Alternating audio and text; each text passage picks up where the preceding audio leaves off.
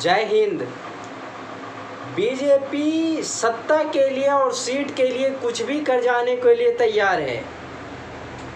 यह सिर्फ सत्ते के नशे में ये मगन हैं, सिर्फ सत्ता का नशा चाहिए इन्हें और इसके लिए इन्हें कुछ भी करना पड़े ये करने के लिए तैयार हैं।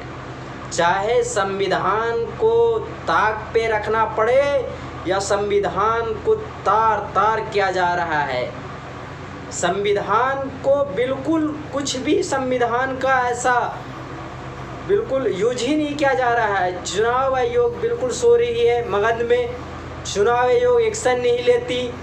ईवीएम यहाँ से वहाँ पहुँच जाता है, वो भी बीजेपी एमएलए के गाड़ी में वहाँ पहुँच जाता है, मगर चुनाव आयोग को कुछ पता नहीं होता, जानकारी नहीं होता। क्यों? क्योंकि चुनाव आयोग इतना सुस्त, इतना बेफिक्र क्यों सो रही है भाई। और अनभक्त लोग इस पे भी टिप्पणी करेंगे कि ऐसा नहीं है। तो बिल्कुल ये चुनाव आयोग सो रही है, ये पब्लिक जान चुकी है। क्योंकि जब ईवीएम बिल्कुल खुलेआम गाड़ी में पकड़ा गया है और सबूत के साथ वीडियो भी है, आप पहले वीडियो देखिए। कृष्णेंदु वाला गाड़ी ईवीएम बाबा कैसे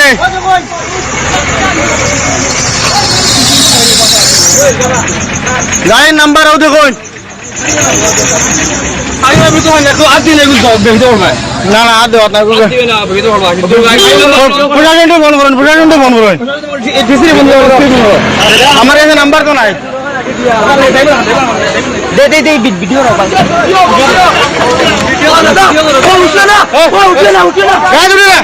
গাড়ি লাগা থাকতো, গাড়ি লাগা থাকতো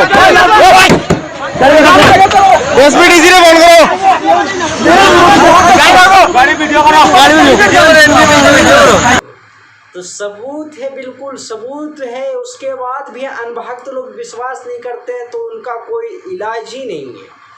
क्योंकि जो काले पट्टी बांध चुके हैं आँखों पे और उतारने के लिए तैयार नहीं है, उनके लिए कुछ किया नहीं जा सकता, कोई इलाज नहीं है। और बंगाल में भी क्या हुआ, मामला देखने के लिए आया कि जो वहाँ भी दूसरे चरण का जो मतदान चल रहा था, वहाँ भी बीजेपी के लोग पहुंचकर टीएमसी के ममता दीदी के लोगों को वोट देने से रोका गया।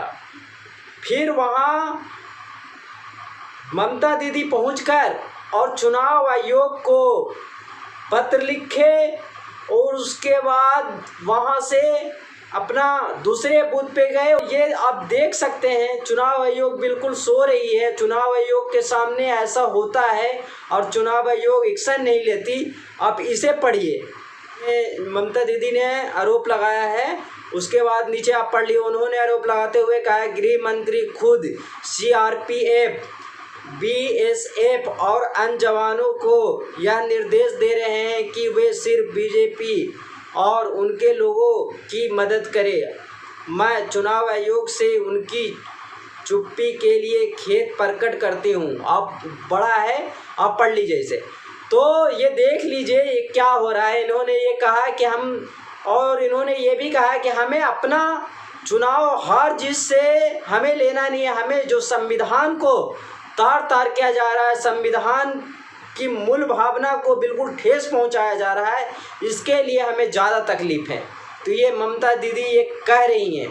तो इन्हें कहा जाता है कि संविधान को एक अच्छे तरीके से पालन करना और संविधान को अपना गाइड्स के तरीके से अपना उनके रूल को फॉलो करते हुए चलना।